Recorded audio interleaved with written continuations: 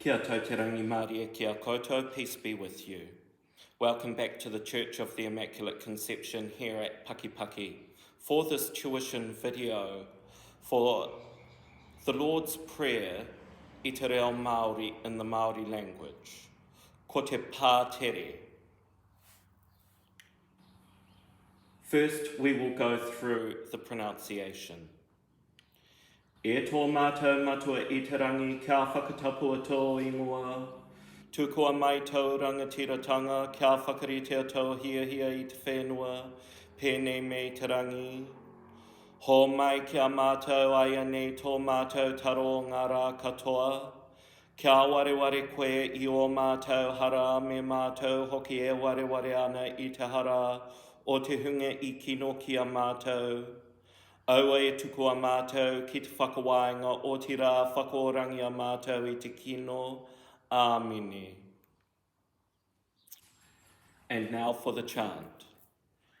Ki te ingoa te MATUA te maiti o te wairua tapu Āmene.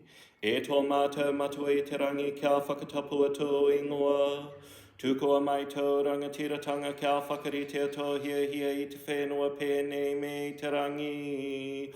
Hōmai kia mātou āianei tō mātou taro ngā rā katoa kia wareware koe o mātou hara.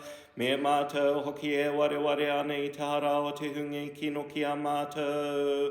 Aua e tukua MATOU ki te whakawainga Otirā whakaorangia MATOU i te kino. Āmene. One more time. E tō mātou matua i te rangi kia whakatapua tō ingoa, tukua MATOU rangatiratanga, kia whakaritea tō hiahia i te whenua pēnei me te rangi.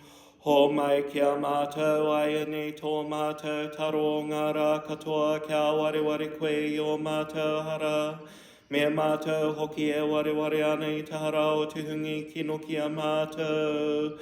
Aua e tukua MATOU ki te whakawainga Otirā whakaorangia MATOU i te kino. Āmene. And one more time for good luck. Ki te ingoa te mātua te maiti o te wairua tapu. Āmene. E tō mātou matua i te rangi kia whakatapua tō ingoa.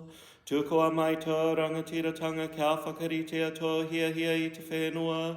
Pēnei me te rangi. Hōmai kia mātou āianei tō mātou taro ngā rā katoa kia wareware koe o mātou hara.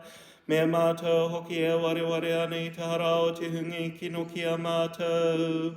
Aua e tukua MATOU ki te whakawainga Otirā whakaorangia MATOU i te kino. Āmene. Kia tau te rangi Māori kia koutou. Peace be with you.